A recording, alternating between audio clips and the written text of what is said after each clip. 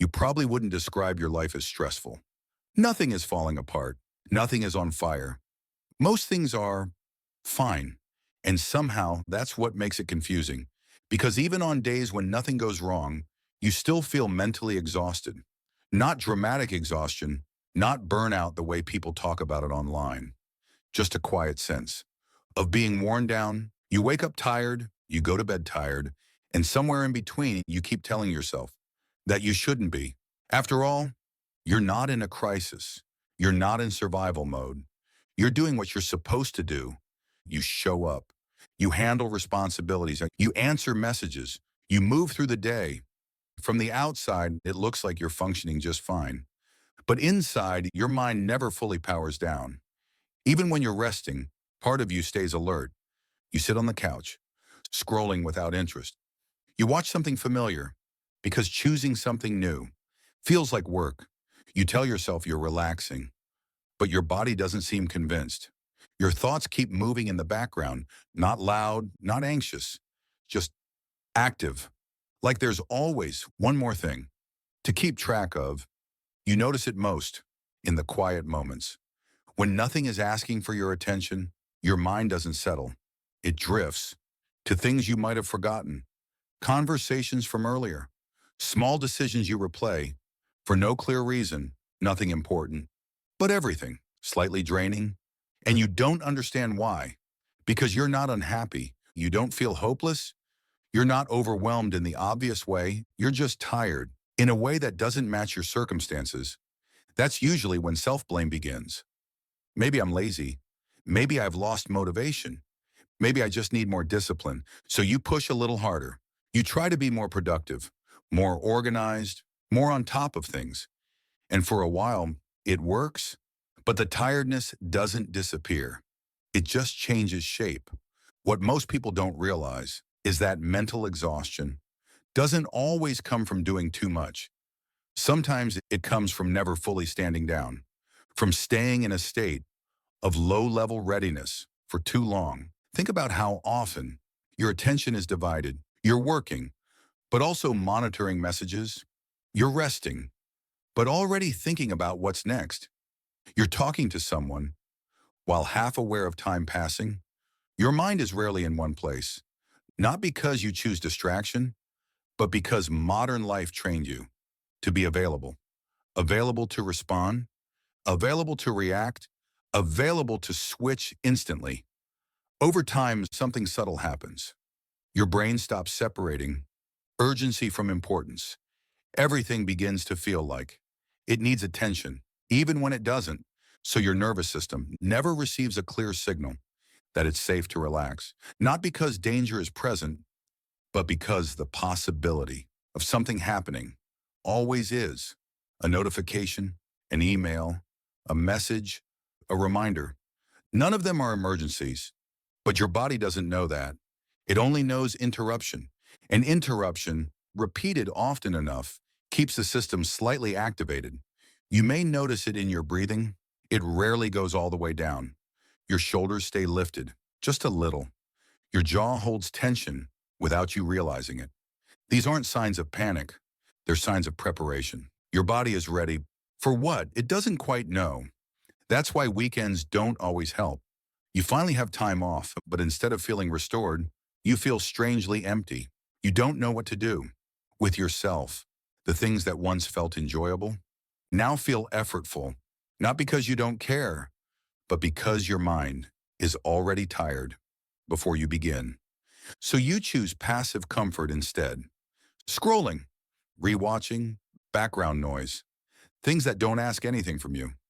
But even then, the rest doesn't fully land. Because true rest isn't just the absence of work, it's the absence of monitoring. And you've been monitoring for a long time. Monitoring schedules, monitoring responsibilities, monitoring expectations, yours and everyone else's. Even when nothing is wrong, you're still managing something. That's why the exhaustion feels vague. There's no single source, no clear moment when it began. It built slowly, quietly, through years of staying reachable, staying updated, staying responsive, until being on stopped feeling like a choice and started feeling like your default setting. And when that happens, rest doesn't feel refreshing anymore. It feels like waiting. At some point, this kind of tiredness starts to feel personal. You begin to wonder if something is wrong with you. Other people seem to handle more. They juggle work, family, noise, plans, and still have energy left. Meanwhile, you feel drained by things that shouldn't be heavy. A simple conversation leaves you needing silence. A full day of normal life costs more than it should. So slowly, you begin to pull back. Not in a dramatic way. You still show up. You still participate. But you do it with less enthusiasm, less spark, and you don't always know why. What's really happening isn't a lack of motivation. It's a lack of recovery. Your mind learned how to keep going, but not how to fully reset. Think about how long your attention has been fragmented, switching between tasks, switching between roles, switching between versions of yourself, employee, partner, friend, problem solver. Each switch seems small, but every one of them carries a cost. Not because any single role is exhausting, but because the transitioning never truly stops. Your brain stays in motion, even when your body is still. Over time, this creates a quiet imbalance. You can function for long stretches. You can push through tiredness. You can stay composed under pressure. But something softer becomes difficult. Letting your guard down, not emotionally, physiologically, your nervous system doesn't get clean endings anymore. Days blur together, tasks close, but attention doesn't. There's always something lingering, something unfinished, not urgent enough to act on, but not distant enough to release. That's why real rest starts to feel unfamiliar. When nothing asks for your focus, your system doesn't soften. It scans for stimulation, for input, for something to respond to. Silence feels awkward. Stillness feels strange. Not because you dislike them, but because you're no longer used to being unneeded. For a long time, your value came from usefulness, from being reliable, from being the one who handled things. And your body learned something very specific. When you're not responding, you're falling behind. So even in downtime, part of you stays slightly alert, not anxious, just ready. This is why sleep doesn't always repair the fatigue. You can rest your muscles. You can close your eyes, but your system never fully powers down. It idles. Waiting? That's also why excitement feels muted. Joy requires presence, and presence requires safety. Not logical safety, but the kind your body understands. The sense that nothing is expected of you. No reaction, no decision, no performance. When that signal is missing, pleasure feels distant, not gone, just harder to reach.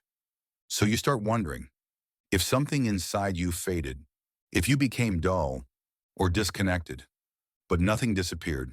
It's just buried under constant readiness. You didn't lose your energy. You've been spending it on vigilance, on awareness, on anticipation, on staying one step ahead of what might come next. And that kind of effort is exhausting in a way no one can see. Because from the outside, you're still functioning, still capable, still dependable. But inside, you're rarely fully at ease. The tiredness you feel isn't a failure. It's a signal, not that you're weak, but that your system has been working without true breaks for a long time, not dramatic breaks, not vacations, but deeper ones. The kind where nothing is expected of you, not even improvement, where you don't have to optimize yourself or justify your time, where your attention is allowed to rest without purpose. That state may feel unfamiliar now, not because you're incapable of it, but because you've spent years being needed and your body learned to stay ready as a form of care. That's the part most people miss. This exhaustion didn't come from neglect. It came from responsibility, from showing up again and again, from holding things together quietly. And when you see that, something shifts. Not suddenly, not dramatically, just enough. Enough to stop blaming yourself. Enough to understand that this tiredness isn't a personal flaw. It's the residue of a life lived in constant awareness. And awareness, when it never rests, eventually has to be seen. Not fixed, just acknowledged.